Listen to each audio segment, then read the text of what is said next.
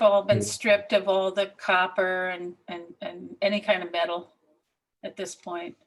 And I know Chris Spencer had looked into plans for, possibly moving them off the property, because I guess PCOT companies had agreed to that. But Kathy, we're on now. all right. Okay, well, welcome everybody. This is the May 4th meeting of the Albany County Council's Planning, Land Use and Economic Development Committee. Committee members present are Tom Hoey, Councilmember Judy Doche, myself, Kathy Fahey, Chair, and we are discussing tonight the USDO amendments, ordinances 631-21, 731-21, 831-21, 931-21, and 1031-21. And okay, so Brad, you sent out the memo and the change, suggested changes that we're here to discuss tonight. So I guess we can jump in, and I should also mention from the planning department, we have Director Brad Glass and Zach Powell from planning department staff, and also from council staff, John Raphael Pichardo. And all right, and then Brad, if we could go ahead and get started and take a look at the proposed amendments. One bit of good news to start. You may have noticed our code document, our USDO document, is now on general code, so you can access it through that. Any feedback, let us know. I know there are a couple of the tables in there are a little bit quirky, so we'll see if we can work on that. But anything else that jumps out, let us know. And I think we've gone through and updated all the links that we were aware of on the website. But again, if you find a broken and misdirected link, let us know about that. And all the documents for tonight's meeting should be on the webpage. Tonight we're going to be covering some of the topic that was towards the end of our presentation that we went through rather quickly last time in a little bit more detail. And then we can address any other questions or items that council committee members wanted to talk about and discuss what we're going to be looking at presenting for the following meeting. Zach Powell, senior planner with our office, put together the PowerPoint presentation today, so I'm going to let him take the lead on the presentation and jump in where needed. So Zach, if you'd like, take it away. Thanks, Brad. So just before I start the presentation, I tried to group things as much as possible into larger thematic changes or moves from Article 2 to other articles within the document, although there are going to be some times where that doesn't align with the order of the content changes that were put into the memo. So if there are any questions that you have or can't seem to find the portion of Article 2 that I'm referencing, feel free to jump in and ask where I'm at, and I can direct you to where the content is within the memo as we go forward. And if you have any general questions as we go through, feel free to jump in. So before you start, Zach, you mentioned the memo. We have two memos that you guys provided us with. And I'm a little unsure which one. One tells us where stuff is going to, and the other one shows us where stuff is going to. Kathy, just for the record, I just want to know Councilmember Love has joined us. Oh, terrific. Welcome, Councilmember Love. So one memo was an update of the prior overarching generic Article 2 memo, just to provide general reference to the relocation of district standards memo, which was the second memo that you got. That would be the one to be following this evening, and that for each of the district standards shows where they're located currently, or what the standard is currently, what districts that standard is applied in, and where that content would be moving or already exists. In some cases, as we discussed, the content was duplicative. So that'll be noted where applicable. And there were a few content changes we made, and there's a couple sections where we'll probably pause and ask if there's additional discussion items or things that we should be adding to those contents.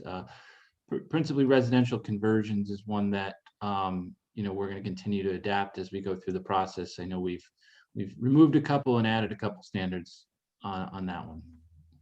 So my question primarily is when you're referring to, when Zach said he's going to be referring to the memo, we're mostly working off your May 3rd memo. Is that correct? Yes. Where it shows things have gone to. Yep. All right, thank you. Thank you. Yep. So again, just as a reminder, this is the USDO review webpage for anyone watching who has not seen this before. You can visit the website to get links to all of the previous recordings from these committee meetings, the memos, and then the PowerPoint presentations. And we'll try to upload those materials as soon as they're available.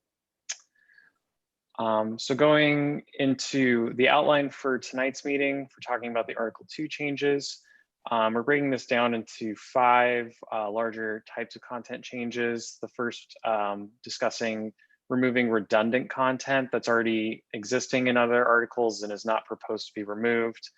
And then going through Articles 3, 4, and 5, where some of the Article 2 content will be moving.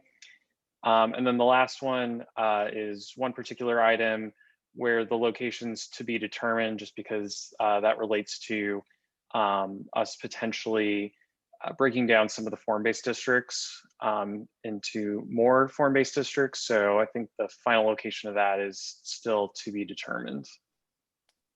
Zach, I just want to interrupt you to say that council member and committee member Alfredo Ballerin is also joining us. Thank you. Thank you. Okay, so moving into the first larger thematic set of changes for redundant content. The first item is relating to the mixed-use downtown zoning district design review. So any building that is taller than 10 stories or 100 feet is required to go through design review with the planning board.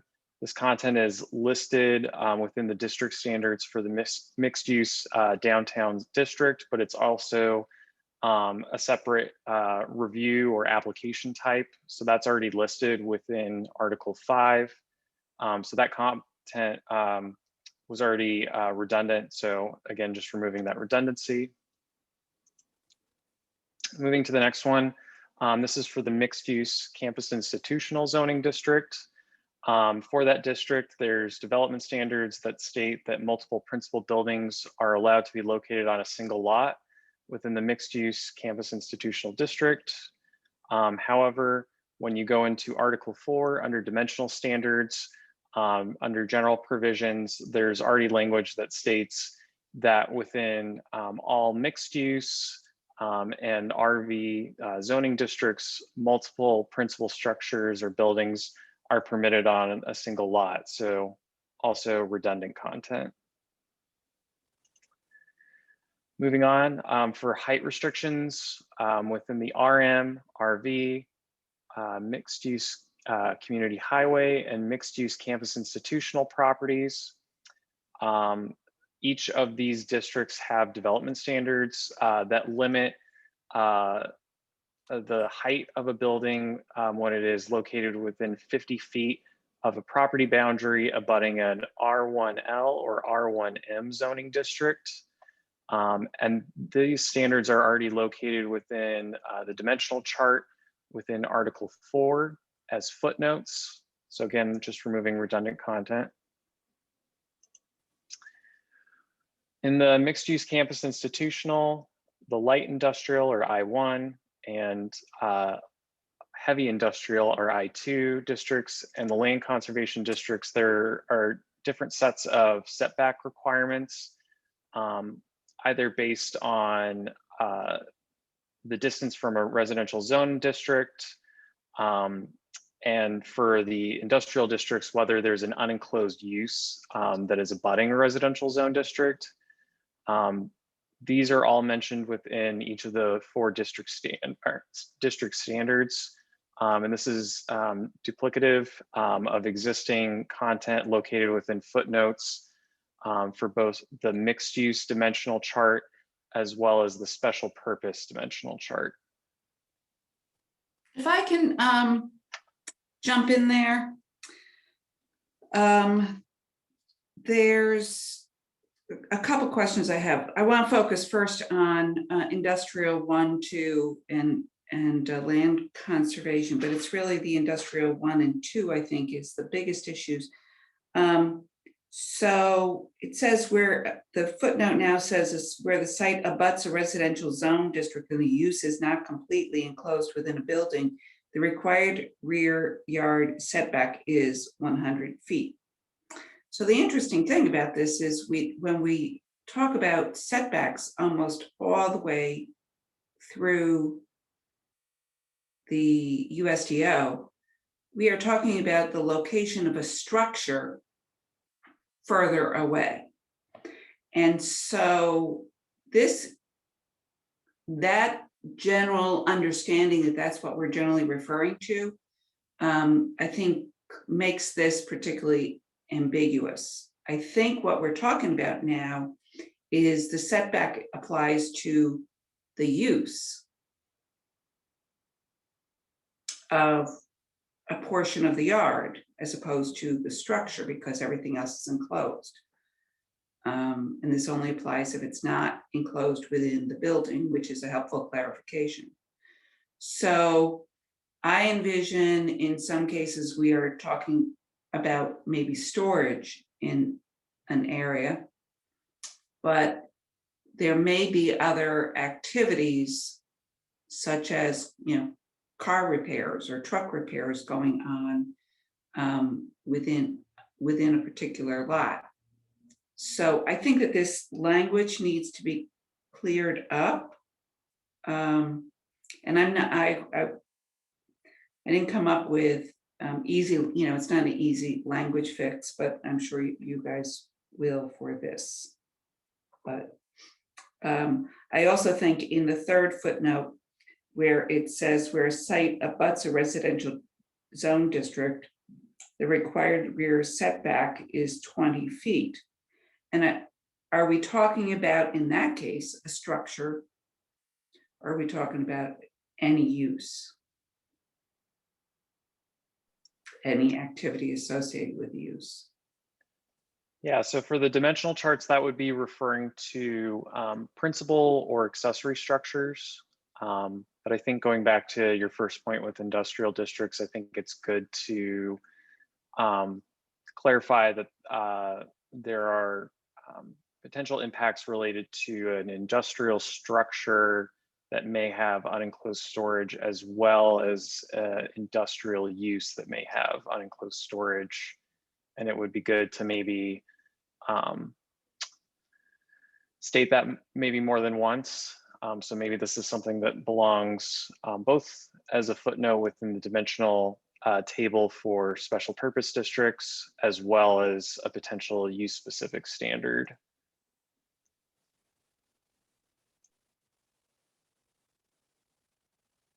So I think the setback is for any activity or storage associated with the use, is what I'm thinking needs to be added, just offhand.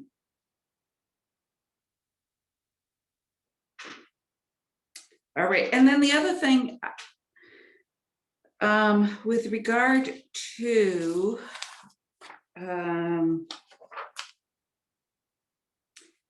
MUCH, MUCU, MUCI, where it talks for lots more than 200 feet deep, you need to have a setback of any portion of the building needs to be more than 100 feet. I find this, that it needs to be limited to 3 stories. I find this really interesting. Does anybody know what the rationale is that when abutting a residential district, you can have something that is more than 3 stories within 100 feet, solely because the lot is 200, less than 200 feet deep? I don't understand the rationale. So I think those are 5 and 5.5 story districts. And if I recall, this provision was added during the drafting process. I think it was specifically in response to the shopping plaza on Delaware Avenue. Yeah. Where that was pointed out. There were a few sort of shopping center oriented sites that we had zoned community urban. I think in the hopes that if those sites were to, be put into disuse, that there would be enough of an economic incentive to redevelop those. And I think this was put in as a precautionary measure in response to some constituent concerns about that location in particular. I couldn't tell you in think how this many is other one that would locations be- that applies. I think this was one that would be helpful maybe to map. Yeah. To see what the potential impact, having a 5.5 story building and having, I think what that means is it defaults to a 15-foot setback for a 5.5 story building to all of a sudden be located up against a residential, piece, somebody's house, or a 2-family house or whatever.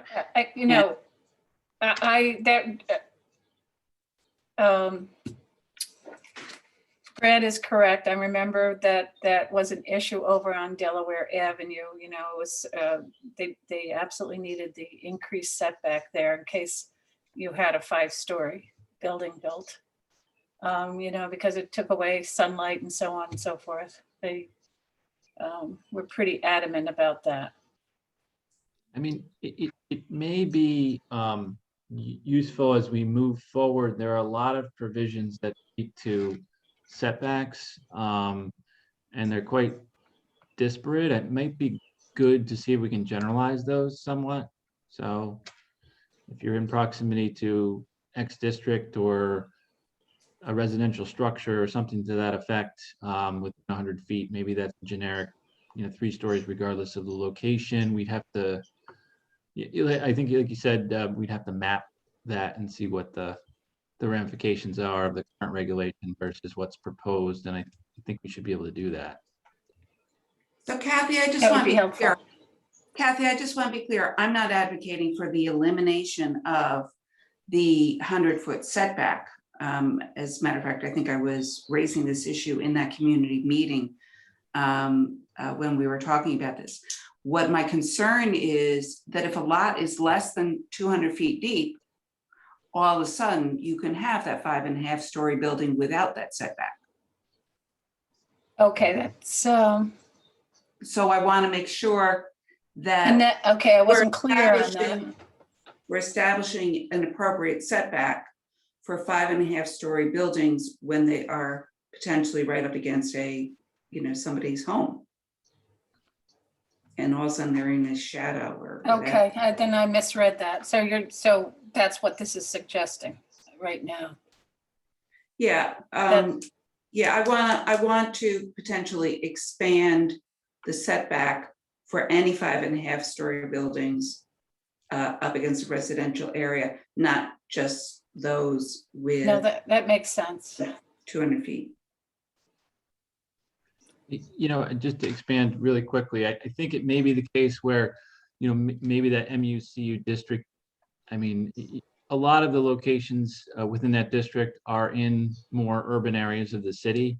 And I think as we identified some of these other sites elsewhere within the city, that concern, came up, and we addressed that specifically. I think in some of the more urban areas that might be more difficult to accomplish. So, that's something I think we'll map, and we'll see where we stand and go from there. Yeah, there are, I agree that most of them are a little bit more urban, but there are places like I know, a lot along Madison Avenue. But a lot of those are going to be more than 200 feet deep. So, you'll have the setback if it's going to be that tall.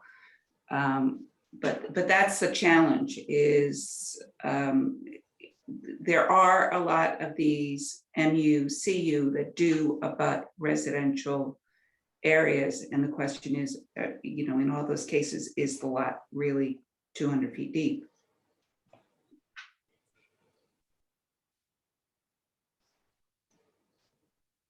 All right, thank you for taking the time.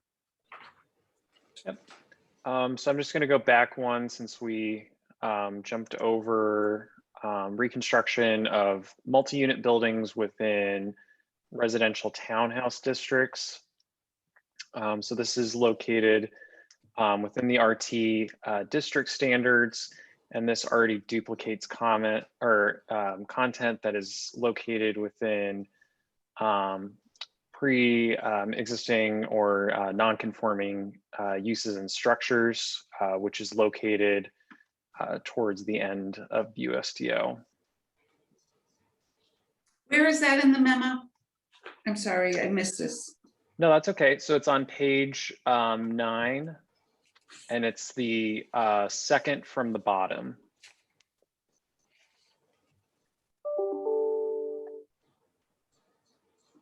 Oh, okay. So we're putting this in non-conforming. All right, thank you. So yeah, so it's already located within the non-conforming structures section of pre-existing development and non-conformities. So it's just removing the duplication. Okay, great. I do love how this is streamlining things a lot. That adds to our work, but I think it's very worthwhile.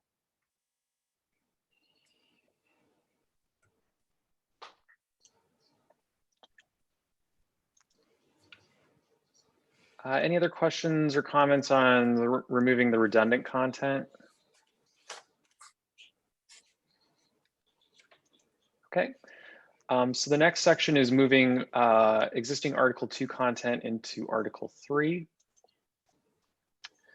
So the first is discussing structures originally designed and constructed for non-residential uses. And this language is located in a number of sections within district standards. And so currently this allows for any structure that was originally designed and constructed for non-residential use may be occupied for any use in the residential or civic and institutional categories in the permitted use table upon the issuance of a conditional use permit. And based on the review of this, there are a lot of uses that are under the civic and institutional uses that aren't necessarily appropriate in every single zoning district, as well as a few residential uses. So it's modifying this to change it to a footnote within the permitted use table. And as we go on to the next slide, this will show adding a C for conditional use along with the reference footnote. And the C's that are in black that have a strike through were the previous allowances that are being removed. And the ones in orange are the ones that'll now be included in the permitted use table, but were always existing within the permitted use table. And we've also removed a few other of the previous allowances. And then some of the gaps that you see within the chart, some of those uses are already permitted or proposed to become permitted uses as part of the zoning update as well. Thanks for catching those. I am wondering, as we take out hospital, if we maybe want to allow healthcare facility. We talked about having that other category. Yeah, that would be great to figure out for the medical clinic use, which we're proposing, where that makes the most sense, if it makes sense within a residential zone district. I wouldn't necessarily do it in R1M, but R2, RT, and RM would seem appropriate.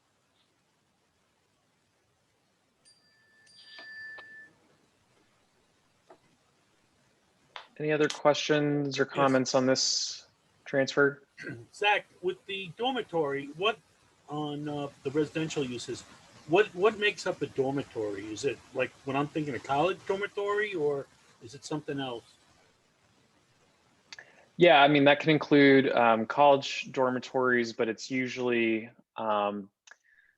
and Brad, correct me if I'm wrong on the definition of this, but it's usually situations where people are renting out rooms, but they are sharing a dwelling together. So that means that they're sharing bathroom and kitchen facilities together, but individual bedrooms are being rented out.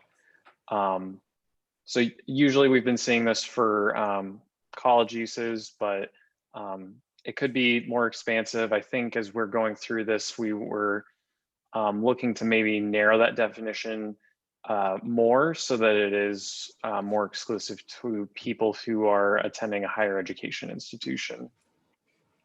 Actually, that is in the definition currently, in which each person residing in each living unit shall be a duly registered student in any accredited school, college, or university, the spouse of such student or a management employee or an employee or trainee of a medical or technical institution. You may be thinking you've also eliminated rooming house, and that is a little bit more what you were just talking about, where rooming house is not limited in that way. I think also just making sure that it's as explicit as it needs to be, I think, for that use as well. But thank you for that catch. I appreciate that. I'm sorry to interrupt. JR, could you try to hear the host or Danielle? Could you let Richard Conti in? He's in. Councilmember Conti. Okay, thank you. We just let him in. Thank you. We let anybody in.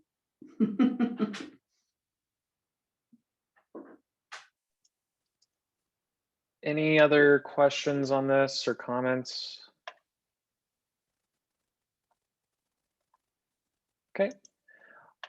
Moving on to the next one, allowances for existing storefronts. So this is the existing language that's for, I believe, the R2, RT, and RM zoning district that allows the reuse of a ground or basement floor. Residential structure that was physically constructed or adapted to accommodate a non-residential use prior to January 1st of 2015. And it allows as a permitted use specialty retail, offices, or personal or business services, and restaurants as a conditional use. This is going to be moved from those district standards to the permitted use table.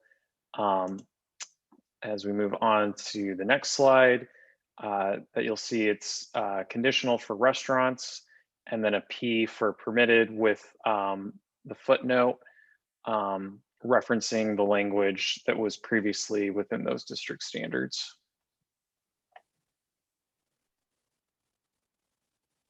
I continue to be concerned about personal or business service being so expansive and being allowed without a conditional use permit in an R2 district.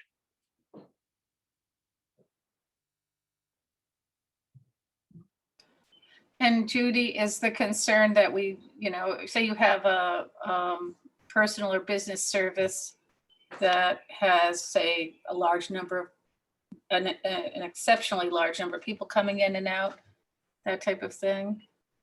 Well, What would be some of the concerns, I guess? well, personal or business use includes things like a dry cleaning establishment.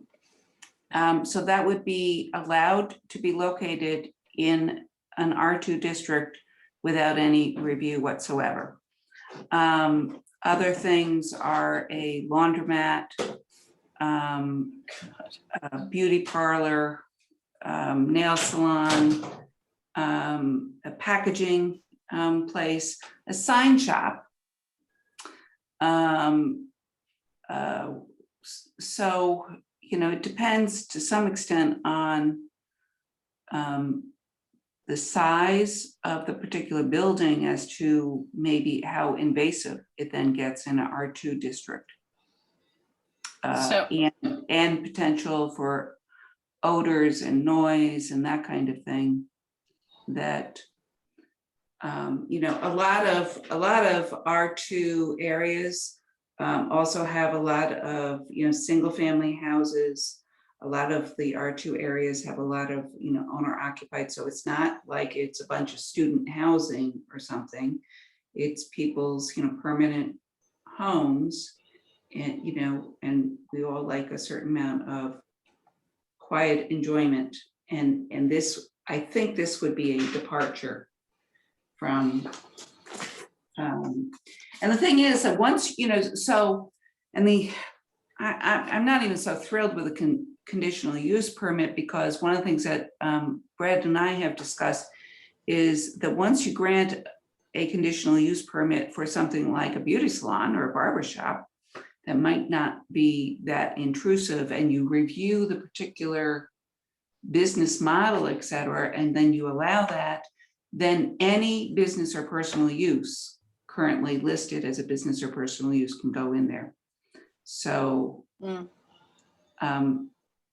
I, you know, because of that discussion, I actually favor breaking out maybe some of the business and personal uses separately. That would be our preference. I think, you know, the nature of some of the storefronts and small businesses in the city, unfortunately, is some of them, you know, there's somewhat frequent turnover. You know, so to require these to go through a process, I mean, we want to provide where there's an existing storefront, at least some use options without an undue delay. So, you know, would be open to considering if there are particular business, personal service uses that need to be called out that have different impacts, then they should probably be a different use category, but that is a big category. So I know you've suggested a couple. We should probably have a more thorough conversation about full extent of those uses that we want to look at as separate categorizations. Yeah, I would agree with that. Richard, you have quite a few of those storefront type places in your ward. Do you have any thoughts on this? Not right now, just kind of getting into this conversation right now. So, and I haven't seen the material beforehand. Oh, okay. So, But anyway, I would agree if we could take a closer look at it and with those concerns that Judy's raising. The other thing about this is, I know you're trying to streamline the language in this footnote. Previously, the language where it was previously located expressly said that you cannot expand beyond the ground floor or first floor. And I'm not sure that this language now captures that. We also, the footnote has a little typo, grammatical error in it. This is only permitted in a portions. So it's either portions, probably, of the ground floor or basement.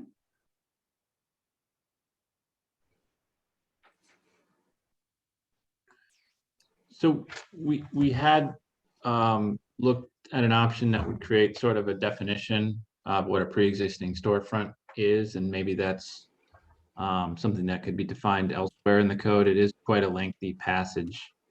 So we were trying to kind of condense it into something that would fit well as a footnote into the table. So that might be one way of doing it, but we're open to options on how to reference. I like that idea. Content that we want. Yeah, I like that idea because I think that this is also subject to maybe a little bit more interpretation than we want. And I know that other, you know, as you've been reviewing applications, the questions have been raised about that language.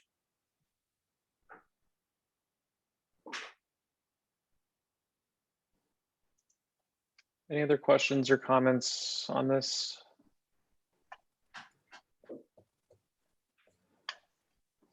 Nope. Moving on.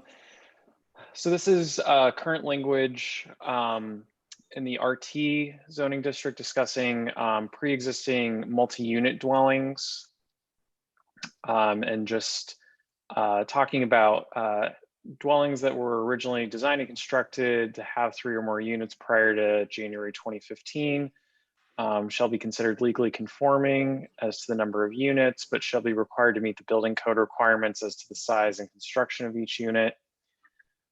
This has been, again, moved to the permitted use table and also placed as a permitted use with a footnote in the RT and the R2 zoning district.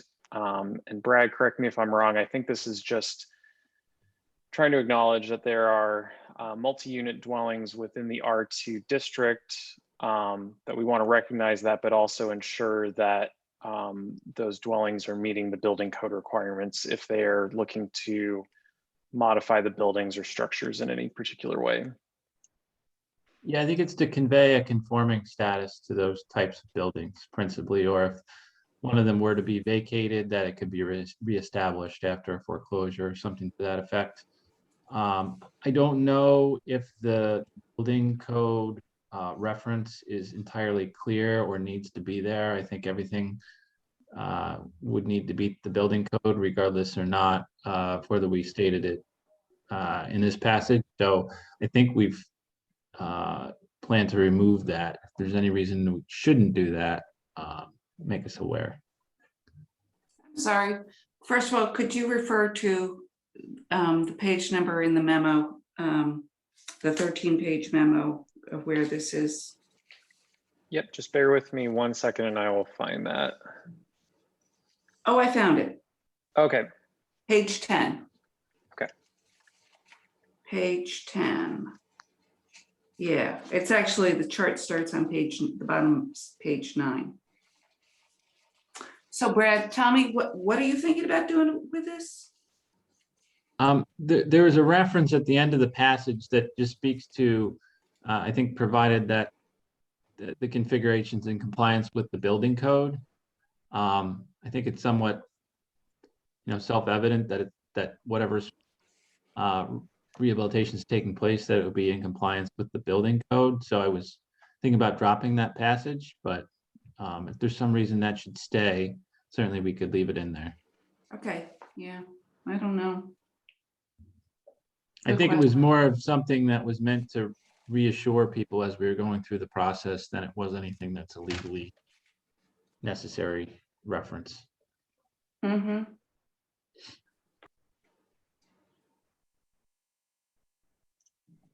Any other questions or comments on this?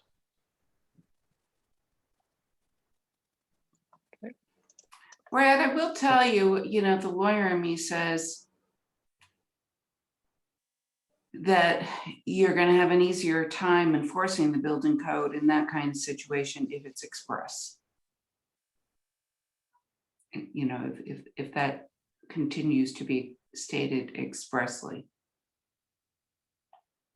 Well, we've removed other redundant content, so I'm sure we can keep that reference. Not a big deal. And then the last content change to move from Article 2 to Article 3 are the references for non-residential uses within the MUNE and MUNC district. For the MUNE zoning district, any non-residential use that is larger than 3,000 square feet requires a conditional use permit. And in the MUNC district, any use that is larger than 5,000 square feet requires a conditional use permit. And these requirements have been also moved to the permitted use table and are now reflected there with the relevant footnotes for each of those. And you can see that in the chart on the screen here. And those are otherwise currently permitted without a conditional use permit if it's under that amount of square footage? Yes. Your, Or there might be some where, like, if you look at restaurant, it's a conditional use currently within the mixed use neighborhood edge zoning district. So that's why it's blank there, because it's always going to be a conditional use. So these are just talking about existing permitted uses within each of these districts, and reflecting the conditional use permit requirements based on the size. yeah. So your footnote 7 has a typo. It needs to say 5,000 square feet. On page 12 of your memo, just.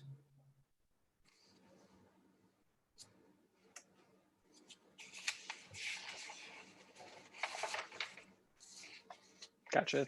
Thank you. Any other questions on this?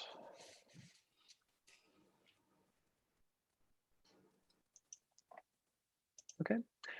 So now moving into the third kind of set of broader changes. This is talking about content moving from Article 2 to Article 4. This is a larger section, so I will try and go through this a little bit more quickly, but again, feel free to stop me if you have any questions.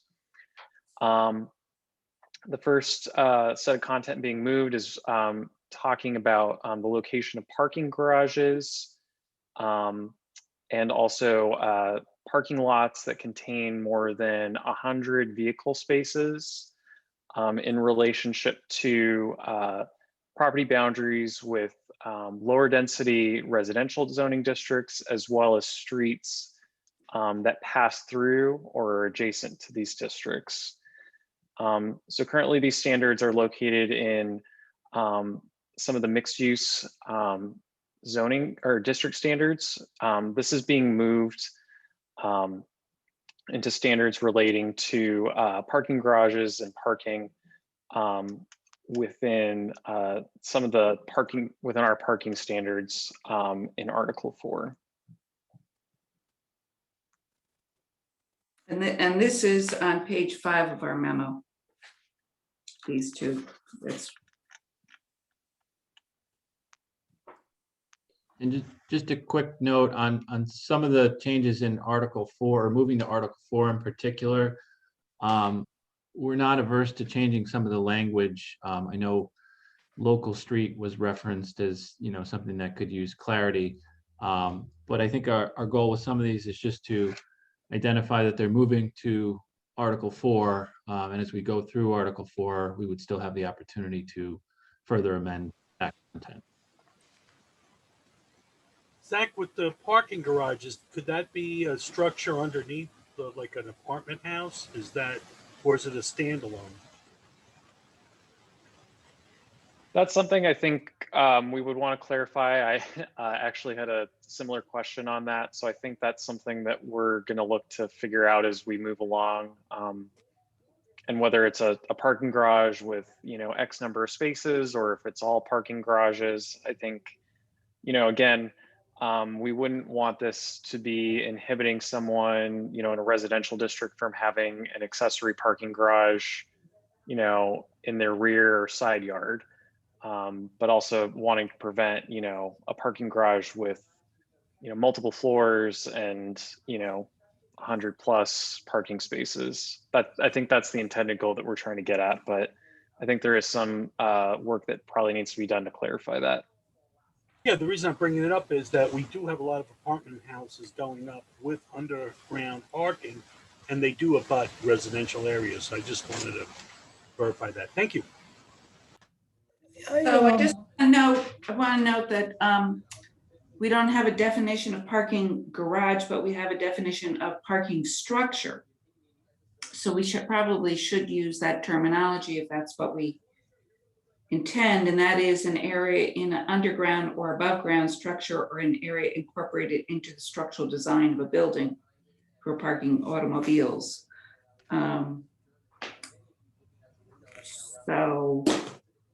And that's in return for direct compensation. It's a little unclear. So I think currently we would interpret this provision to mean, you know, any parking structure that meets the definition, whether it's within a building or whether it's a standalone use. We probably do need to distinguish though, just to make sure we're not confusing this with, residential style garages that may accompany small apartment buildings or things of that nature. So we'll probably have to tease out that language. And thank you for pointing out that we should be saying parking structure. I think this comes up a couple times in the code, so we should make sure that those all align. A question on this. So parking garage, parking structure, different, does not include parking lot, Correct. correct? So on the 375-405, the proposed location of the small three, no parking garage located within 50 feet. Where is that? That would not, is there something somewhere else that applies to a parking lot?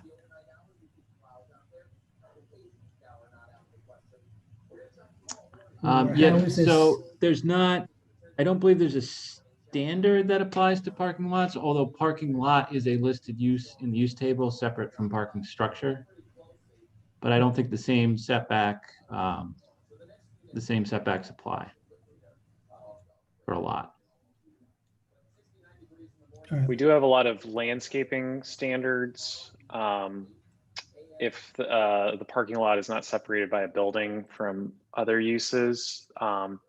So it's not necessarily a setback, but there are some physical and architectural landscaping buffering that does go on with some of that. And in the proposed number 4 standard, that also addresses parking lots that have more than 100 spaces as well.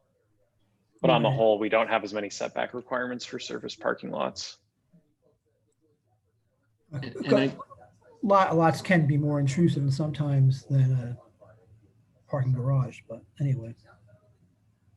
yeah, and I just like to clarify something that I just said as I'm looking at it more. A parking structure, a parking garage within a building.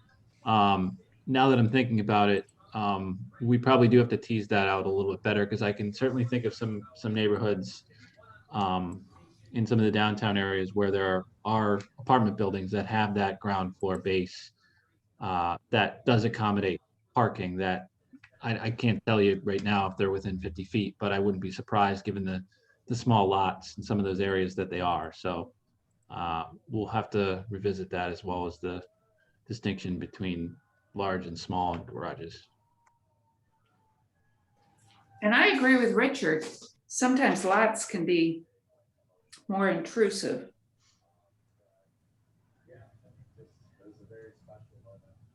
Yeah, Well, we struggle with this because, everyone wants to have a place to park, but at the same time, they aren't the most attractive uses in many respects. So, we've often struggled with, is there a way we can design something that makes it less impactful or intrusive? That may be the way of accomplishing this rather than explicitly a setback. But certainly, I think the main intent of this provision, I think it may be principally in the MUCI district, was so that a hospital or an institution of use didn't build a large parking garage in proximity to residential areas or that's accessed through those areas. So a lot of good comments here, things to think about.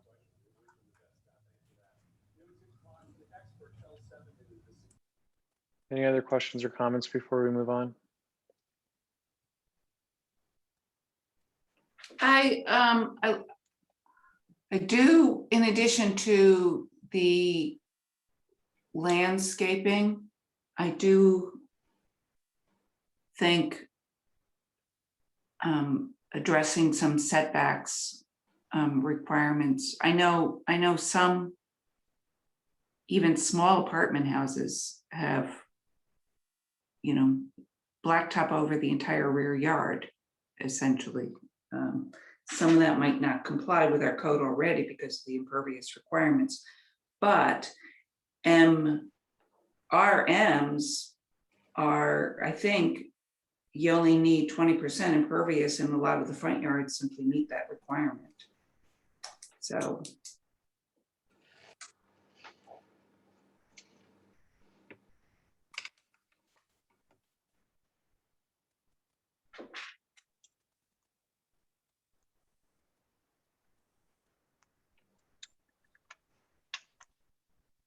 Okay, moving on to wall plane articulation. So there are some existing standards within the RV or residential village and mixed use campus institutional. And for anyone looking at the memo, this is on page 6. The current language states that any primary or accessory structure within the RV or MUCI district with a wall that faces an R1L, R1M, R2, or RT district that is more than 100 feet in length shall be horizontally articulated into bays or visually distinct segments, no more than 50 feet in length through the use of projections, insets, or changes in wall alignment, color, or materials. So a lot of this is reflective of existing language that we already have within our building and streetscapes design standards. So we are proposing to remove this and just continue to use the building and streetscape design standards. As if we go on to the next slide, these are the current standards that are in place. And these require any principal use of a building that's not categorized as industrial and has a facade that's longer than 100 feet in length abutting a public street needs to incorporate at least one of the following frontage elements. And so this can relate to change in building material or texture, recesses in the wall plane, projections of at least 6 inches from the wall plane, windows extending at least 10 linear feet, and inset into the building wall plane at least 4 inches, or a pedestrian entrance to the building together with surrounding architectural recesses, projections, or foundation planting to emphasize the visibility of the entrance, which together extend at least 10 linear feet.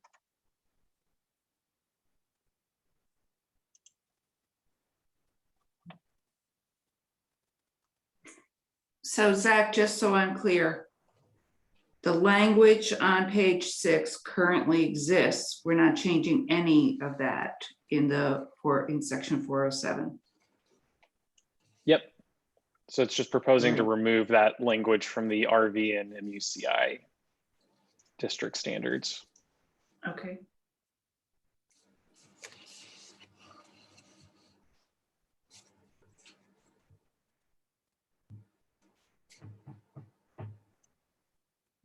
Any other questions or comments on this change?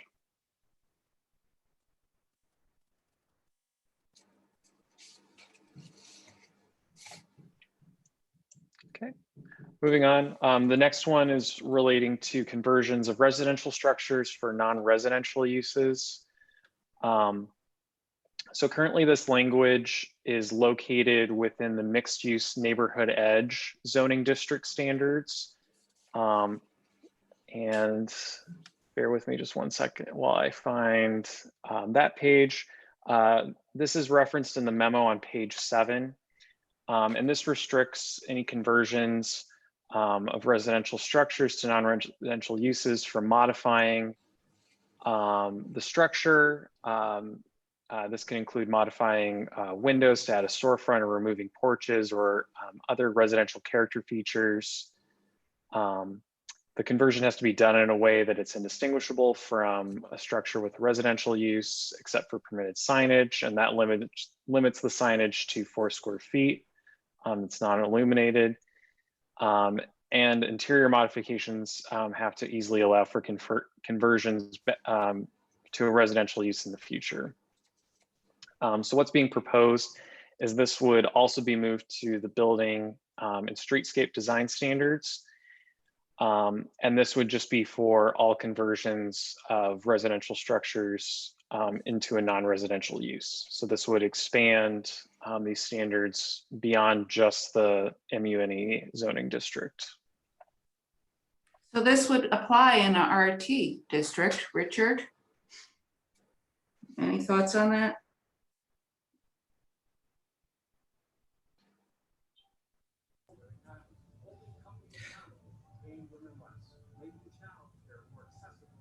Not yet. So But I you just, don't, you're just, again, is existing language that you're moving? So this is existing language that's in the mixed use neighborhood edge zoning district. And we're looking to move this to Article 4 under the building and streetscape design standards and so, make this a new standard for all zoning districts.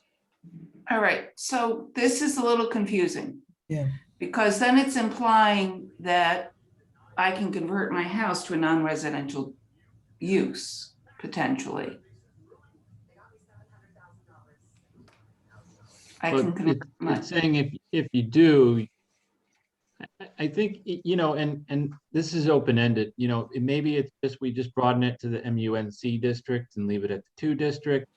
I mean, it's principally going to be in a commercial district where there are uses that are permitted that are commercial in their existing residential buildings. And someone may want to adapt like a house that's in between 2 commercial buildings, or maybe not in between 2 commercial buildings for a non-residential use. I think the goal here is, you know, don't change it such that it can't be turned back into a house, or don't physically alter it so much that, you know, you're adding a substantial addition on the front. I think you can see it in some of the older neighborhoods in the 20s and 30s. You know, people took, you know, 2-story residential house and added a storefront on the front of it. Really doesn't look appropriate. I think there are ways you can do it in a more sensitive fashion.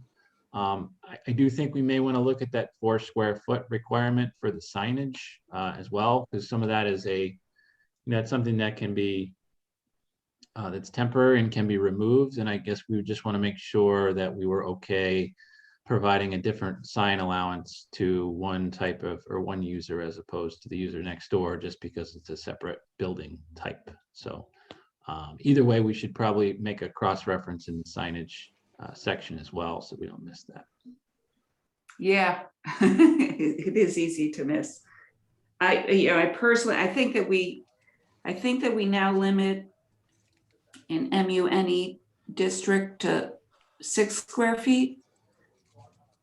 I forget what we did, but I wouldn't have a problem with it being 6 square feet.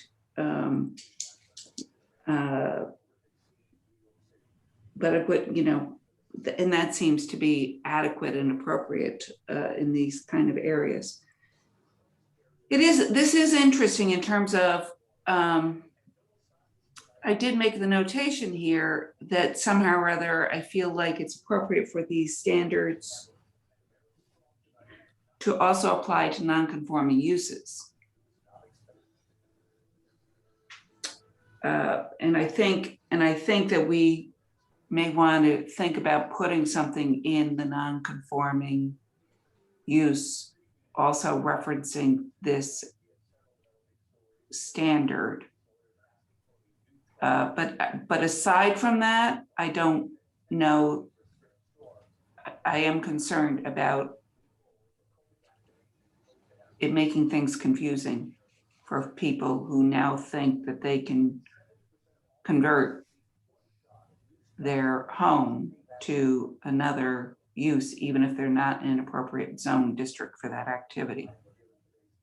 I mean, yeah, I mean, we'll leave it open to feedback, but I think based upon the comments thus far, we'd be inclined to limit the application to MUNE and perhaps MUNC districts.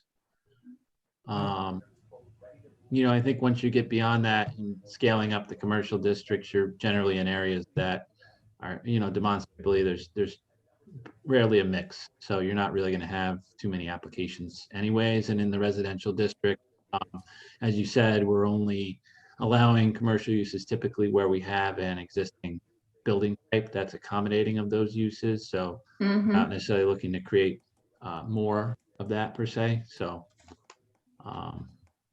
might give a mixed reference. That makes sense, I think.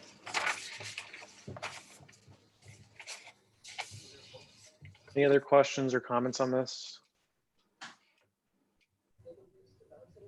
Nope. Moving on, this is talking about language for retail frontage requirement. So this already exists within the mixed use downtown and the form-based district standards. So what's there now is it requires that ground floor street frontage of a primary building shall be constructed to accommodate retail or personal service uses. And that requires a minimum first floor height of 11 feet and an occupiable space extending at least 20 feet from the street frontage facade and at least one pedestrian entrance on that frontage. The following standard goes to say that where there's no market demand, as demonstrated by competent financial and market evidence to the satisfaction of the planning board, a raised floor for residential walk-up use may be constructed instead of a space for retail or personal service uses, provided that the design and construction allows for future conversion to retail or personal service use should market demand change. And this is looking to, similar to the last one, add this as a building and streetscape design standard, but also change this just to any mixed use zone district and remove the references to market demand and requiring the evidence to demonstrate this to the planning board for financial and market evidence.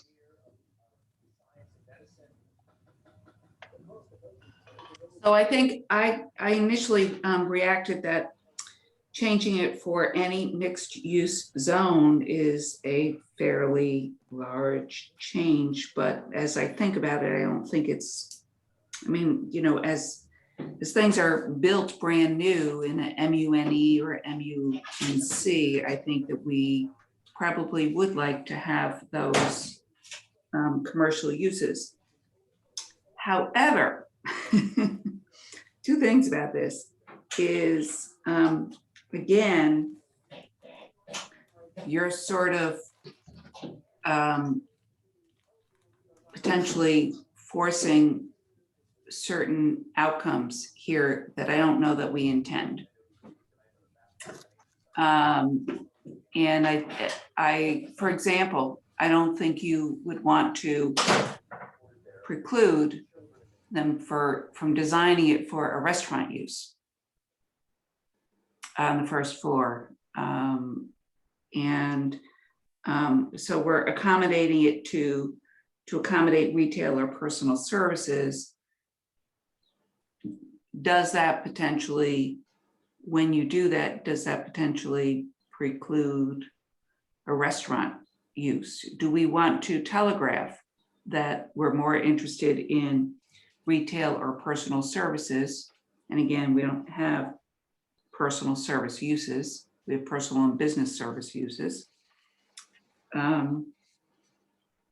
So We'd love to fine tune that language. I think that was, it certainly, the intent was not to limit it to those use types. I think that was just the layman's way of communicating it. We could certainly word sleuth and see if we can find a better fit. yeah, and I also want to note that I think that while we're eliminating sort of a indication of it should be able to be converted for those uses, but we're eliminating the requirement for there to be proof that there's not a market need. And I'm fine with that, but I am kind of feeling like we want maybe to put someplace, and I was thinking maybe in the operating standards or in some part of the planning board approval to make it clear that especially in MUNC, I think, not so much MUNE, but anything other than, any of the mixed uses other than MUNE, we have a preference for seeing some of the first floor space be non-residential. And I think that my thinking along those lines is that in terms of walkability of a neighborhood, and establishing those mixed uses where it's appropriate to establish those mixed uses, as opposed to taking something potentially like our commercial strip, have somebody come in, take it all down, and now we only have an apartment building there. I mean, I know that that's a huge stretch for a variety of reasons, but I'm just thinking in terms of what is our making clear what our desired impact is. Where is this in the memo? Could you point out the page, Zach? Page 6. It's towards the bottom of the page. It's kind of merged with the section speaking to the architectural delineation that we just talked about as well. Okay. It starts Thank you. retail frontage requirements, Kathy. Mhm.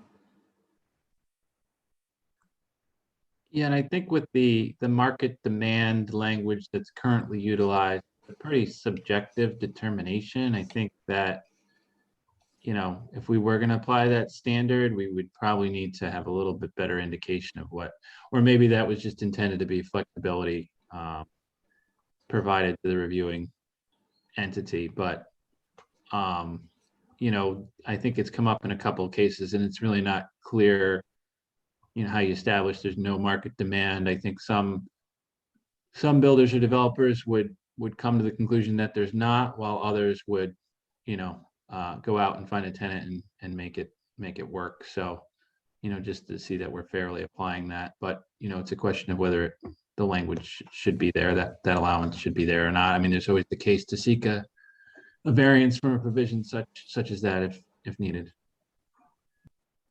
I think we take care of it with expressing a preference, so it's a factor to be considered by the planning board without it being an absolute requirement in terms of the desirability of planning and sort of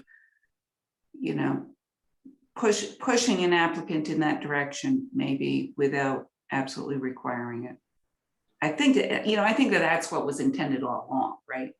We want to be able to push them to have some non-residential stuff on the first floor, but provide services, etc.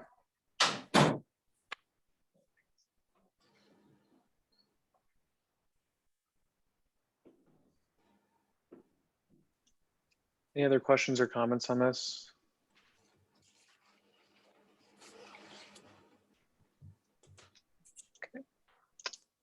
So moving to the next one, this is talking about pedestrian scale architecture in MUCI districts. So currently there's a requirement in the mixed use campus institutional zoning districts that buildings greater than 3 stories in height have a street level facade that's distinguished from the upper floors through architectural treatments and material selection to create a visual base for the building and an intimate scale for pedestrians. We're looking to move this to the building and streetscape standards for all structures that are taller than 3 stories, just to promote better design and more pedestrian scale through all new development within the city. This is for all? Yep. And what about industrial? I believe that industrial properties are exempt from the majority of the building and streetscape design standards, but Brad, feel free to correct me if I'm wrong on that. I don't know the answer to that either. I think we are talking about buildings greater than 3 stories in height. And again, one of those standards that, sort of resided in one particular list of zoning district standards that seemed to be something that could be applied more broadly, and wasn't particularly difficult to accomplish, and the outcome was usually going to result in a better designed building. So we wanted to look at expanding that, but there may be cases where that's not appropriate. So if it does apply to industrial buildings, we'll probably look at excluding those districts from the application. Yeah, Could be I just mean, you're mixed right use about, districts. you're right that most industrial buildings are not 3 stories. They might be the equivalent of 3 stories tall, but they're not 3 stories. So you can probably apply this. I think the storage facility down on, what is it, Erie Street? I think that actually did have like the first story be different. And I do think that design wise, that's added value. You know, it did make it look nicer, but I forget completely. It's just, you know, that's the only example I can right now come up with where I think that was something that is like 3 stories in an industrial area. I assume that's industrial. Yeah, and frankly, with the architectural standards, you know, we're certainly open to feedback on that. I know some of the comments I've read on Facebook and elsewhere, you know, everyone's pretty interested in the look of buildings, and everyone has a little bit different opinion. So certainly we want attractive new structures. So we're open to design language that could be inserted in our code that would help facilitate that. For now, I don't have a problem with it. I do wonder if we then wind up having somebody feel the need to come in for a variance because of this but why not? If they're 3 stories, why not?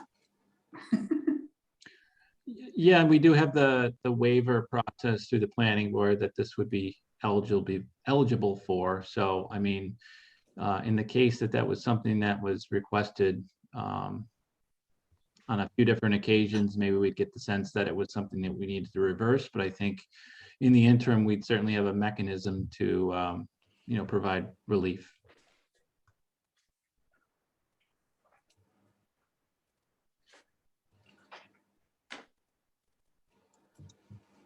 Any other questions or comments on this?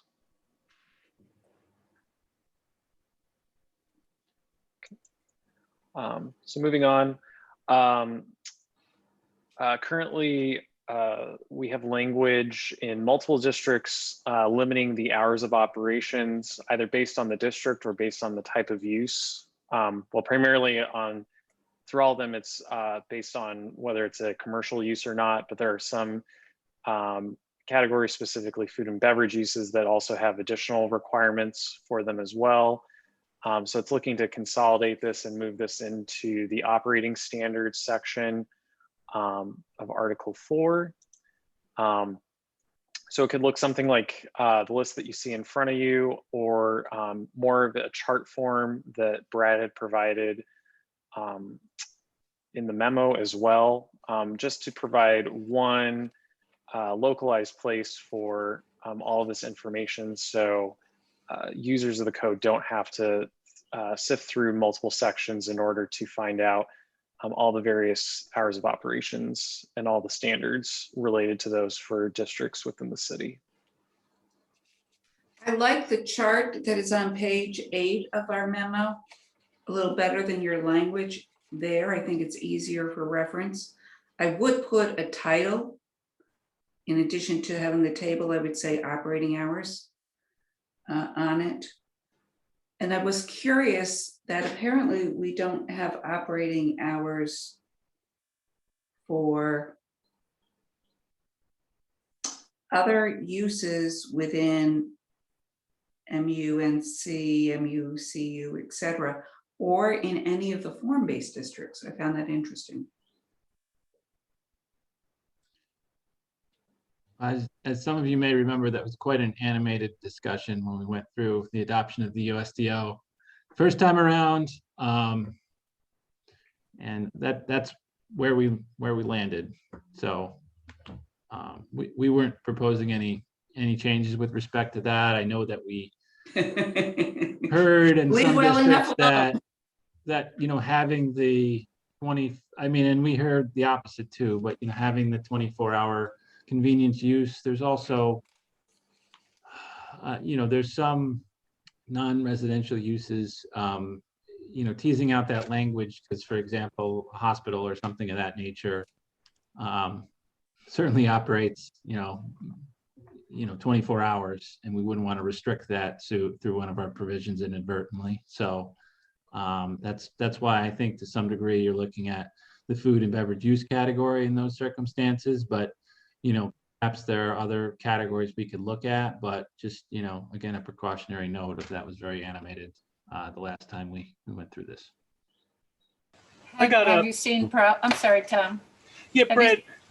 Go ahead, Kathy. I'm sorry. Go ahead. I just was wondering if you've seen any problems with that at all in MUFM or any of them, really. I mean, we haven't, occasionally there will be an inquiry from the police department or codes or someone else about a problematic use that I think they're looking to use this as maybe a mechanism to penalize that use. I think with some of these standards that are or could be behavior oriented, a license type system might be more appropriate. I know that was one way.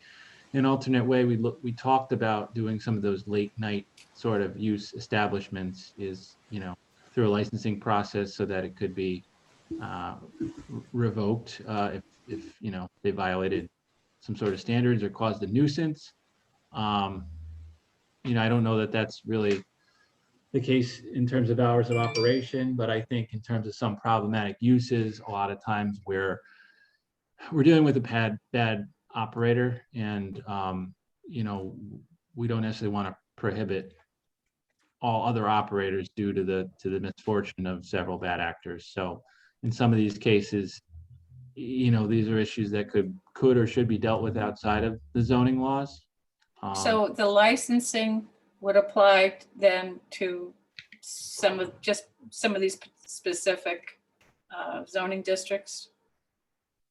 I'm just Or are you putting talking it about out across there the board? as an alternative.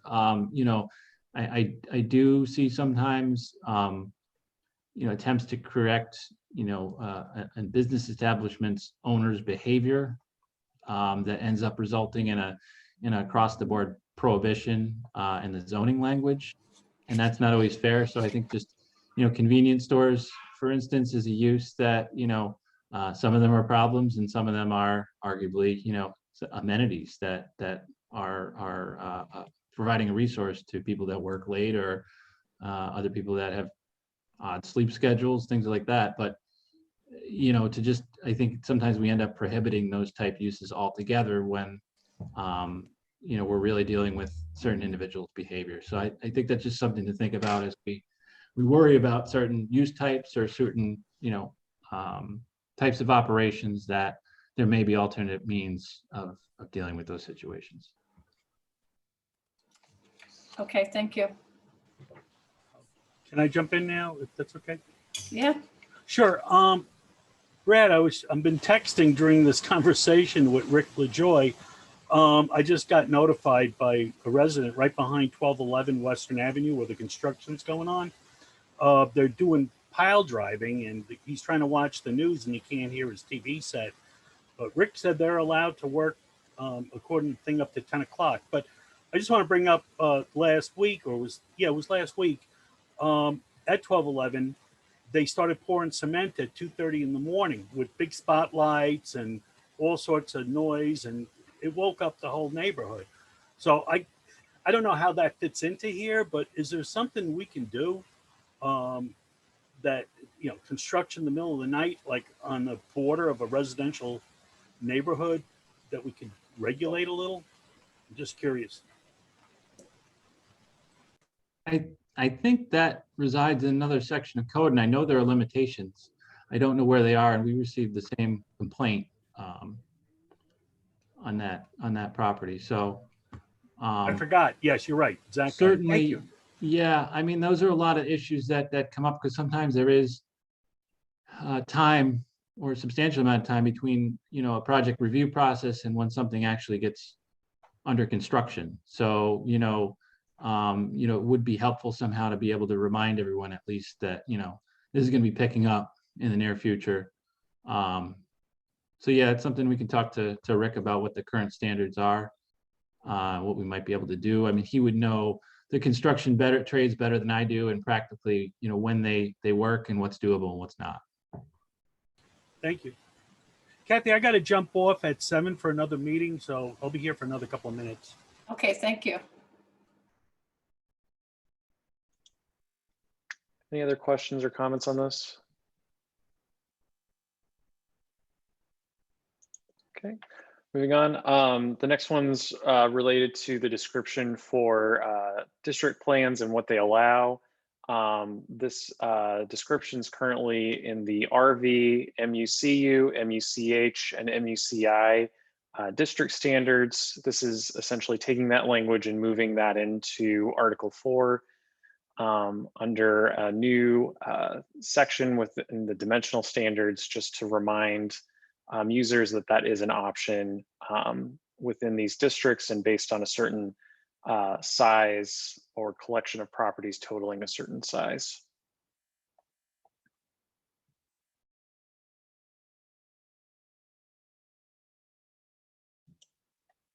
Any questions on this? Did you change the language at all when you moved it? No. It should, oh, sorry. Go ahead, Brad. Sorry, yeah, there's a little bit of inconsistency between the districts. So, I think it was a lot of text to write out multiple times, but I think that the difference is principally the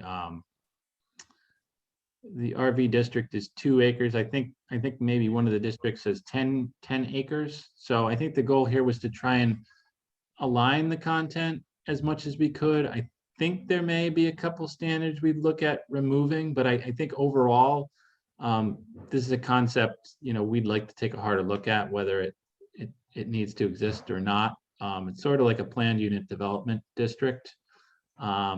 But I think that the intent of this was mainly to give us a little bit more control over the operations of large institutions. That a small action may result in a bigger consequence, or we may want to look at that in the context of how they're operating the entire property as opposed to that specific circumstance, think transportation or parking, something of that nature. But in the cases we've actually seen it been employed, it's actually mostly not for institutions. So I think we need to reflect on, where this has actually been used and whether that's meeting the intent of what we intended it for.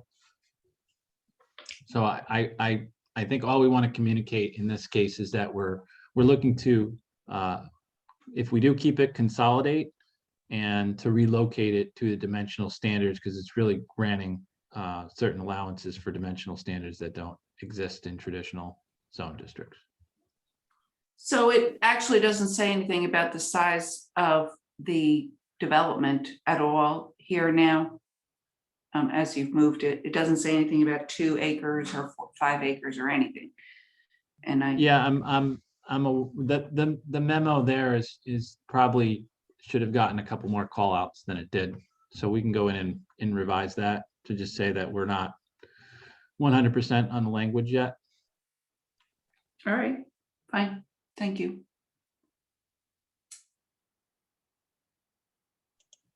Any other questions or comments on this?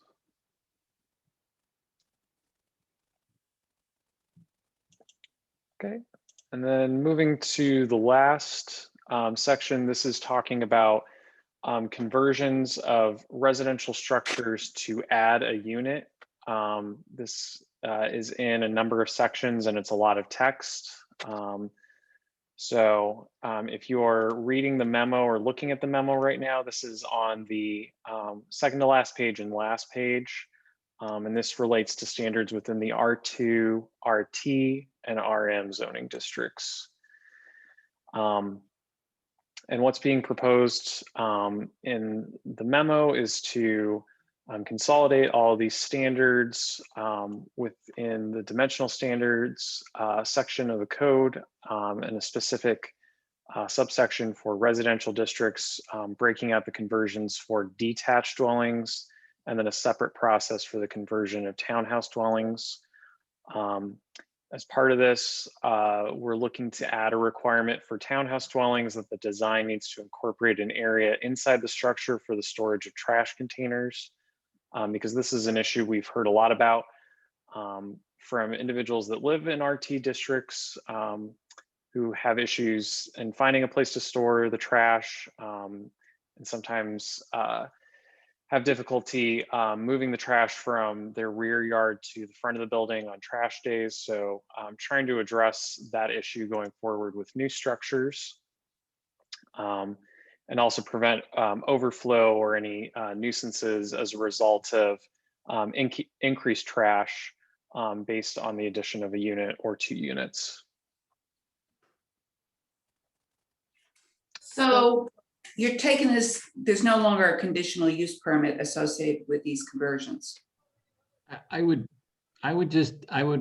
underscore again that this is not finalized. The intent here is to move the content, and ideally, if we can consolidate the various references to conversions of detached, the various kinds of detached dwellings and townhouse dwellings into a little bit more condensed structure.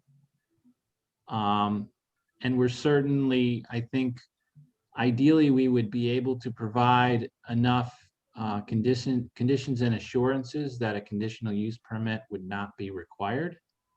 You know, from the cases that we have reviewed, you know, I think most of them have met the standard and been endorsed, and there hasn't, you know, in the majority of cases, been a lot of resourcefulness to the conditional use permit review. Now that's we're open to keeping it. That's how it exists now. But I think ideally we would find language that, and maybe it's more restrictive than the existing language, but that could be accomplished, you know, if you met certain standards that we applied when the permit was submitted. That would be a as of right permitted conversion under those circumstances. So I didn't mean to make you feel defensive about this, Brad. I was just, I want to say, clarifying for me as well as, you know, other people on the committee that the nature of the proposed fairly significant potential change, again, because Albany loves its process and people like to be able to opine on things. My gut on this is, and I'm mostly focused on the conversion, not in the townhouse area. I would insert on page 13, I would insert the existing single family dwelling structure contains. It doesn't say existing, but I think that that was an issue with regard to interpretation. I think that helps, you know, you've made some change here that helps clarify it. I think that that would help clarify it. One of the things, and I note that you took out something with regard to the minimum lot size, which kind of, I don't understand why that would be such a significant factor in this. So I kind of like, I'm, you know, willing to go along with that, eliminating that. But one of the things I noticed is it looks like when you're doing a conversion, there's no prohibition of your doing an addition while you're doing it. Is that correct? Well, I mean, that's where you were speaking to, I think, adding the language, the existing single family dwelling, or it must have a certain amount of the existing floor area, I think is how you could get at that. But yeah, I mean, theoretically, you could you could expand right now as it's written to accomplish that square footage requirement Well, or allowance. if you Provided that meet- you can do if that you within meet- law parameters. If you meet the square footage requirement right now, Mhm. then you're fine. And I think you can also expand as big as you want, as long as you're meeting your impervious lot coverage requirements and setbacks. And I think that if you're taking away a conditional use permit, that imposing a restriction where you can't be increasing the size of the footprint of the building more than like 5%. I mean, there might be a conversion that you need to change something with regard to an exit or entrance or something like that. That in order to take away the conditional use permit, I think that it's less intrusive, less concerning to residents in the area, other homeowners, property owners, if you are not doing a significant expansion while you're doing this. So whether it's 5% or a 10% increase in the footprint, I think that that's a restriction that I was thinking would be appropriate. And perhaps also making sure it does meet the setback requirements from abutting properties. So that, again, those are the two areas where I see people saying, what, you gave, you took away my right to, say anything about this. And some people will have a problem with converting a single family house to a two-family house, but it's a two-family district. So I'm kind of like, why not? Since it's within the realm of expectations when you buy in an R2 area that you're going to be next to, a building like that. But then build in some of these protections, and maybe then allow there to be a CUP if you're not meeting those requirements. But if you want to take it out of the CUP and have them go for, a variance, then, so those are my thoughts with regard to how we can eliminate some of the fallout of getting rid of the CUP in a R2 district. Yeah, noted. And I think, where I may have been a bit defensive was that I don't know that we've done our due diligence on this issue yet. So, yeah, I am a little bit hesitant saying that we're proposing to remove the conditional use permit requirement without fully fleshing out the standards. And I think there is a point that if we can't develop, standards that adequately address the concerns, then we probably should continue it as a conditional use permit. But I think a big question of this is also, should we be allowing these conversions? To what extent, and what is the purpose that we're achieving? I think there definitely are, pros and cons. But I think it would help as we go through this process to try and articulate, what our intent is in employing these provisions for conversions. Richard, you have some comments. Yeah, I have a question on the incorporating trash containers. Does that come from what the minimum size that's required in number 3, the 1,000 square feet? Or would that be in addition to that? Understand what I'm saying?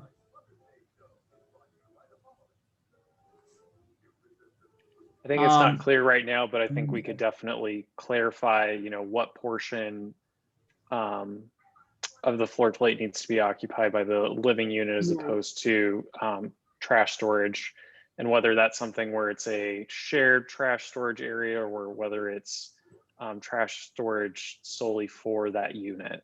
Yeah, actually, that's another point, because if you're going from a 3 unit, I'm wondering how the trash might be handled for the two existing units, et cetera.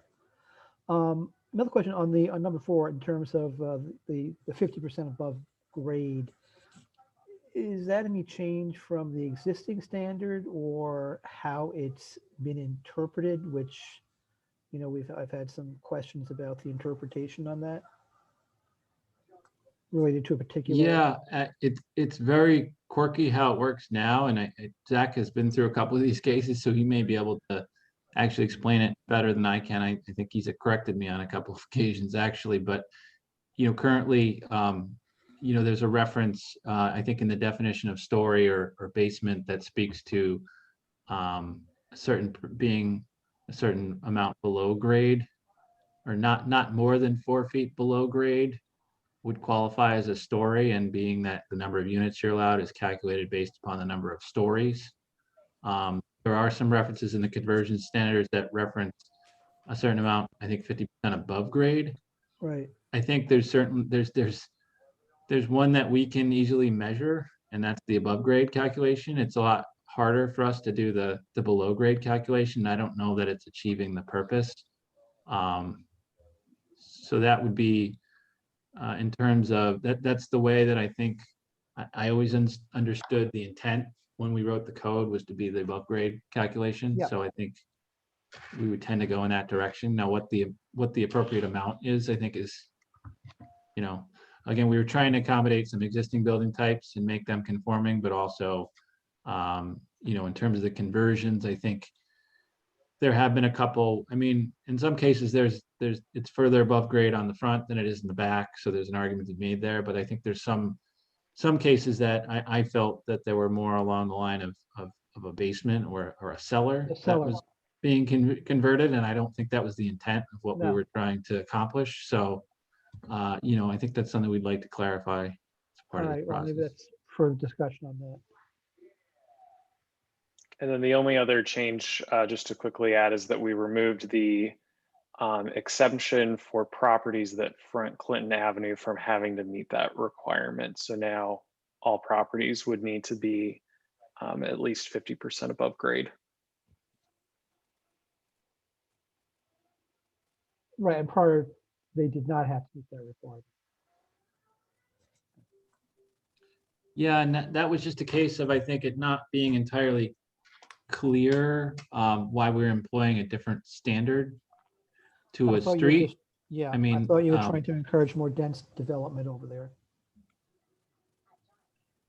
You know, I think that there may be some buildings over there that are taller, and there may be different, you know, economic calculus on a rehab or an occupancy of a property there. But again, I still don't know that is sufficient enough to justify the exemption in that case.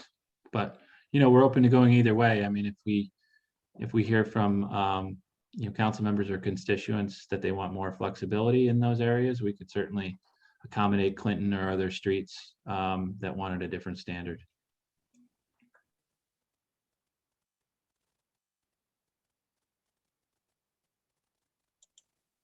Any other questions or comments on this?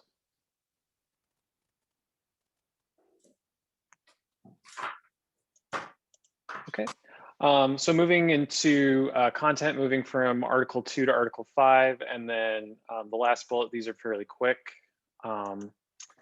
For content moving to Article 5, we had to, but removed one of these. So the only item that would be moving to Article 5 is adding a review standard requirement for zoning map amendments. So currently there's language within the RV and MUCI zoning district that applicants who are rezoning the properties from a residential zoning classification to either the RV or the MUCI need to look at a series of factors and impacts related to that rezoning. And while these are important, I think the intent was to, again, make sure that every applicant is considering these factors when they are going through the process of rezoning a property. So this is looking to add a review standard which would have the Common Council identify whether the proposed rezoning would minimize traffic, parking, and view impacts for nearby residential district properties. And I think this was the one that we struggled with the most as to where the appropriate place to put it was. It's a relatively lengthy standard for, I mean, you know, generically, you know, it's speaking to a point that we're looking to make, but I mean, a lot of the content is practically covered in our review of those types of applications. So we took the general sentiment and tried to employ that as a standard. That would be a review standard for the zoning map amendment. But a lot of these are also things that would get looked at through an environmental review for a project.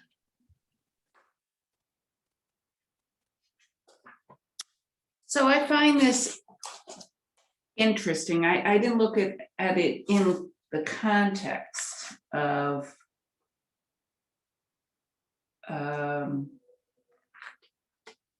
H. So it would add H there.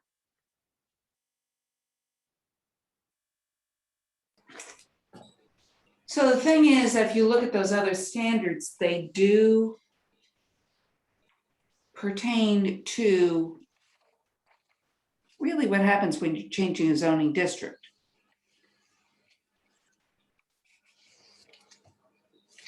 I think in this particular case,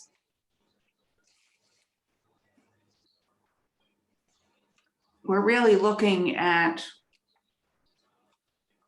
you really need to be looking not at just the zoning map change, but the fact that it's going to have, it's proposed to have this particular project on it. And, you know, that, to some extent, that's a little bit of a problem that we, you know, wound up looking at with 76. You don't necessarily, we wouldn't necessarily have wanted that particular zoning change for anything that would go in there. I think it was, we changed it to MUCI.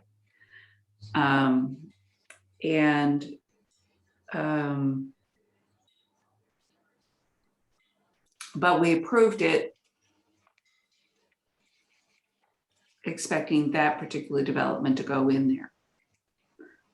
And I, you know, there's a part of me that I'm not, you know, I wasn't trained in land use planning and all that kind of stuff, but there's a part of me that feels like, you know, this is not what you're supposed to do, is look at a particular project in order to figure out whether it's going to minimize traffic, parking, and view impacts.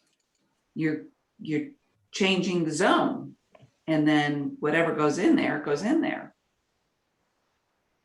So that's, I don't have an answer then with regard to that. It would, I think it would be helpful to look at this in context, what with the other items in that list. And what page might we find that on? It's This on was on page 9, page- Kathy. It's at the Sorry. beginning. It's at the top of page 9 of our memo. I don't know that we list the other ones out. No, you didn't. Yeah. I can read them. I have it open if people would like me to read the other. It's, is it, what section is it? The USDO? Yeah, of the first page, is it of Article 3 are we talking about here? Oh, no. No. No, it is in Article 5. It's all the specific standards. So it is item number 24 here in the standards. And so when you're doing a review standards for amending the zoning map and the text, you need to find that the change is consistent with the comprehensive plan, conflicts with any provisions of this I guess it does not conflict with any other provisions of the USDO and the code of the city of Albany, is required by change circumstances, addresses a demonstrated community need, would improve compatibility amongst other uses, and would ensure efficient development of the city, which is a really good standard, would result in a logical and orderly development pattern, and would avoid significant adverse impacts on the natural environment, including but not limited to water, air, noise, stormwater management, wildlife, vegetation, wetlands, etc. That particular standard there, you can apply it. You say, oh, is this really good for any kind of industrial use?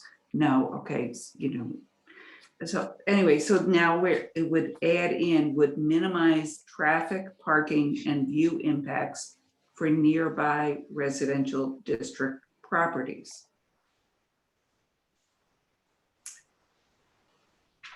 And to me, that almost requires a finding that you're, I want to say, down zoning a particular use. You're not making it a more onerous use, you're down zoning it.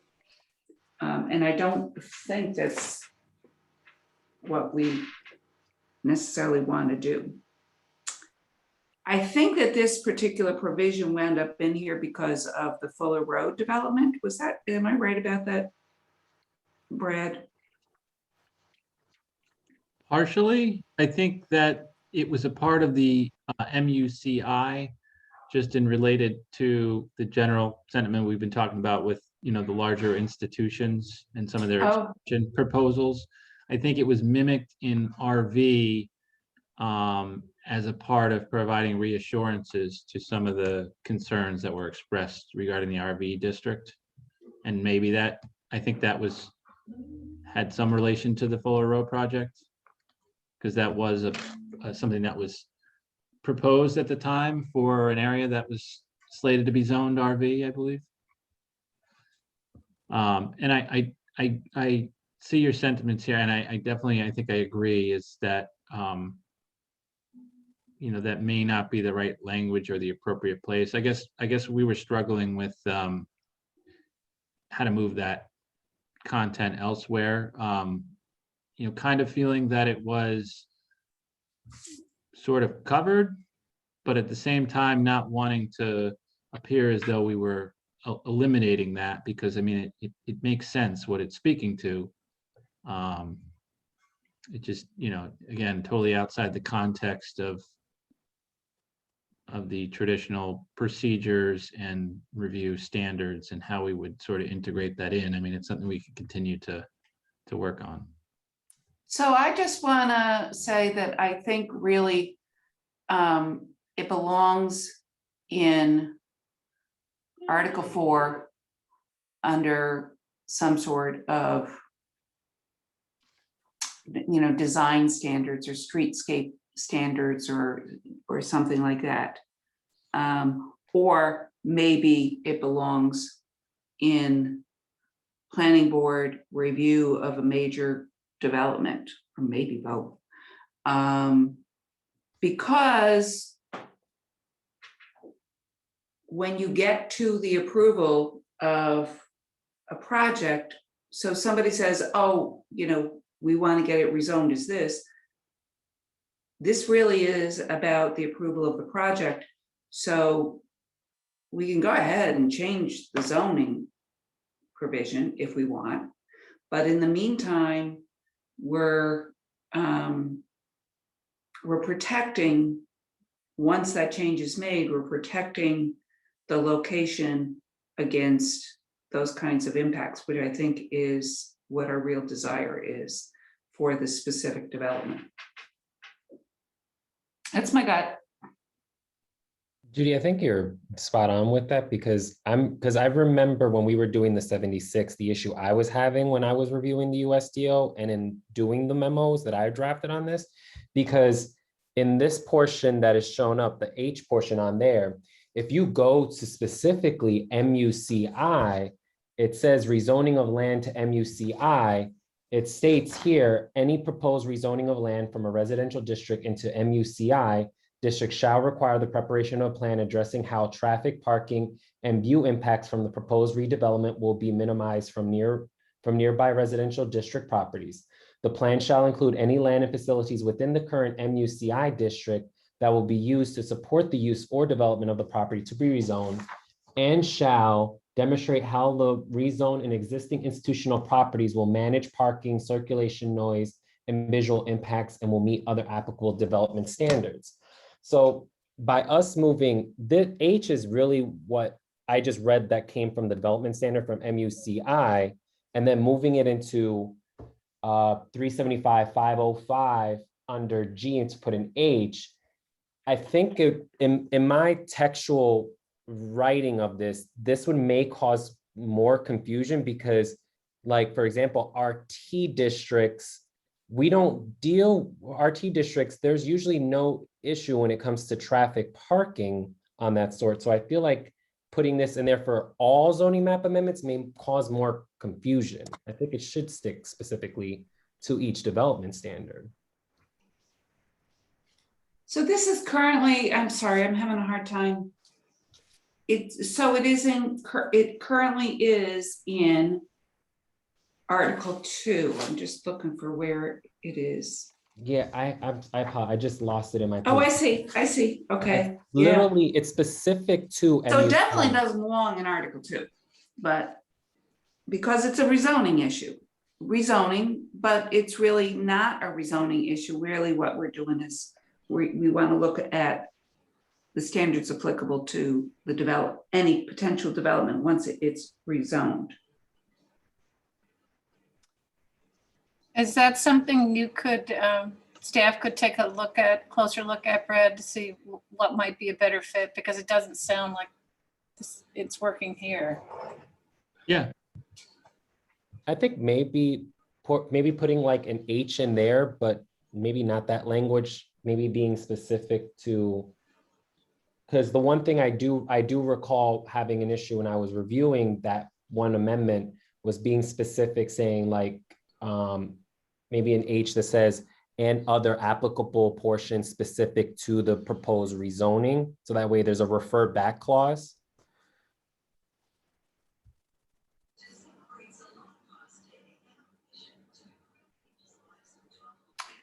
So I think, yeah, well, staff is going to work on this. yeah, I think we were moving it. We saw, I think it wasn't where it went. We saw rezoning, so we thought should go somewhere related to rezoning. So maybe it goes under map amendment, but yeah, we'll reflect on the conversation and see if we can come up with a better solution. So guys, I need to go very shortly. If that's okay, I was wondering if we wanted, before we do that, if we want to talk about the next meeting, what we want to be covering. It is almost 7:30 and we did talk about trying to, if possible, keep our meetings to 2 hours. What else? We're almost done, Zach, aren't we? Yeah, so I'll just move it to the last one. This is just content limiting commercial uses within connected edge and neighborhood general portion of the mixed use form-based district. Right now, there's not a set location on that because I think that depends on whether we're going to split up the form-based districts into separate districts based on the areas outlined within the regulating plan. So that'll likely be something that is either something addressed in the permitted use table or somewhere else, or down the line through a future zoning amendment. And then this is just showing the regulating plan in the areas for the neighborhood or the connected edge and neighborhood general for the mixed use form-based Midtown zoning district. But that was the end of the presentation. So take it back to scheduling. Well, the next meeting we have scheduled, I think, is the 18th. Tuesday, May 18th. What are you thinking, Brad, in terms of what you want to do next? Well, kind of wanted feedback on that. I think the way we scheduled things out, we're a little bit behind schedule. So trying to find a way where we can maybe pick up the pace while still making sure that, everything is covered and transparent. I think in Article 2, we still have the overlay sections, and we do have staff Oh. that are working on going through those. Those are related to Article 4 as well. So I think that's a good sort of segue. And then the use specific standards in Article 3. I think we're definitely paring back the scope of the changes, but there are a few items like cafes and satellite dishes, things of that neighborhood of that type that we do want to cover. And then we're at our Article 4 and Article 5, which we know are going to be a lot of work. So, we're open to going in whatever direction the council it wants to go. But I think that, what we had planned were, we still have the overlay districts and the use standards to cover, and then Articles 4 and 5. And the definitions. I say just proceed then as planned with Article 2 and I think some we're on gonna- Article 3. Oh, I'm sorry, Kathy. I think there's a date, June 30th, where we're supposed to present all of the changes to caucus, and that's going to be pretty tight meeting that with all the changes. So I don't know if that's something where we want to revisit that date, or if we want to just plan on presenting where we're at that point in time. It makes sense to me to, present where we're at, I think. If anybody else have thoughts on that? So yes, that's what we'll have to do. The thought did occur to me that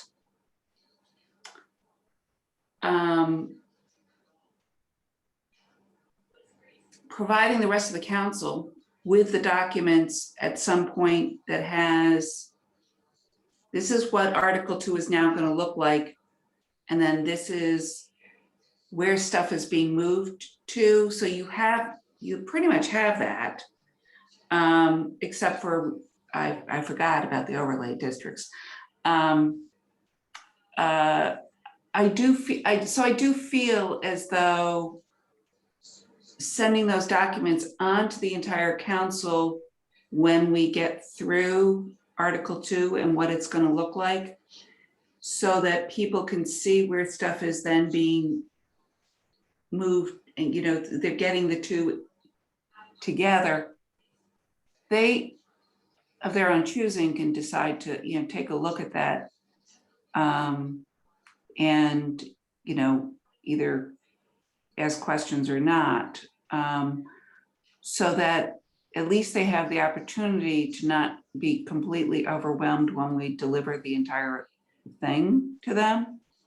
So that's a thought I have, to let people know, here, we are streamlining Article 2, this is what it's going to look like, but not to worry because almost everything is being moved in these different locations about that. I think that adjustment, that's one of the biggest changes that we're doing, that visually will potentially have a huge impact on council members. And so that's just one thought that I have, is not necessarily to wait to June to provide them with some interim information on that, and offer to answer questions if people have them. I'd be glad to, take that on in terms of answering questions if anybody does decide to get into those kinds of documents. So I'm thinking, do that in about 3 after our next meeting, potentially, where we're at. But so we're talking about getting into the rest of Article 2, and then continuing to work also on Article 3, right? Yeah, correct. I think there's a question, now that we have the document in E-code, We could, as opposed to doing the separate memorandums, we could start a running active edited document, incorporating the changes we've made to date, and then continually to amend that document. That would allow anyone to tune in at whatever point and take a look at the specific changes. Just the thought, we may want to do that anyways and still keep producing the memos, but the memos are a little dense, but that's the only way that we can do it without, missing any content. I think that side-by-side overviews are very helpful for council members that do want to get into specifics. And then I think you need a document that has kind of a general overview of what we've been doing. And then as far as, another document that shows the edits that you've made, I know this one, once it's been on E-code, it's easy to download into a Word document, and track changes are much easier once you have that version. And we do. So I think council members too are looking forward to getting a copy of the current USDO. We had talked about how they're. It's in the mailboxes. I sent the email out. It's in the, I missed that. physical All right. copy is in the mailboxes, and it's accessible on the general code. And I also Okay. sent a hyperlink just to kind of sort of help out. And we had already paid That's for great. it, and I didn't even know, so that's great. Okay, I didn't know it was in the mailboxes. Thank you. They're lovely. They're lovely. Oh, you got it. Oh, it's not even clipped together, huh? No, it's a whole book. Don't Nope, forget it's that bound. we're It's rewriting bound it and everything. It's a right whole now, binder. so. It's very odd. Oh, what we had to accept. bind it though, because it came in multiple pieces. Oh, you That is- did. You did. Mhm. Oh. And has anyone Thanks, picked it Deanna. up? Just JR Guys, and I. I gotta go. Thanks for all your work, Zach and Brad especially, and I look forward to the continued conversation. We are making progress, and that's good to see. Okay, thanks, Very Judy. good. Yep, all right, take care, guys. Thank you. All right, anything else before we end the meeting?